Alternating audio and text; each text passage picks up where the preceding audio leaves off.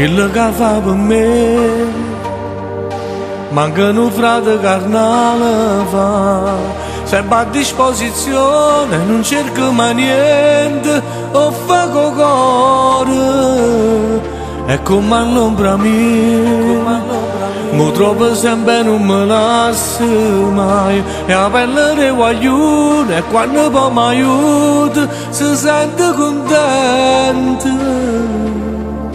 Si tengono problemi, tengono un frate compagno che si chiama Massimo, Massimo, Massimo, e passa solo col telefono, e corre a casa mi aiuta. Pure 2 e 3 notte non mi dice no, non 40 ore trova nella morte mi aiuta.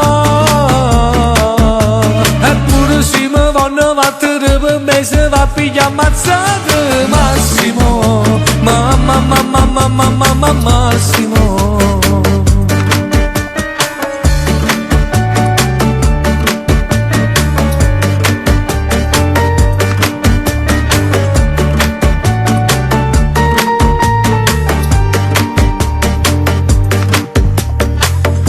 Ma è stato contro me, pure se tengo torto sta con me, mi dà sempre ragione, mi tiene dentro cuore, un compagno vero. Siamo cresciuti insieme, dentro lo stesso quartiere, a Doni ancora, girammo con sti mezzi senza fare un cazzo la mattina a sera.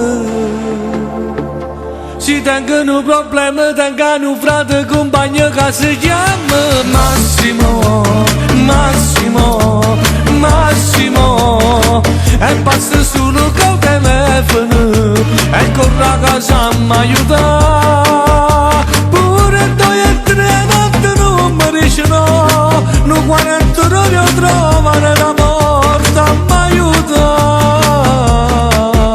Eppure se mi vanno battere per me se va a pigliare ammazzate. Massimo, mamma, mamma, mamma, mamma, Massimo. Guarda, ne ho solo 16 anni. Massimo si è innamorato.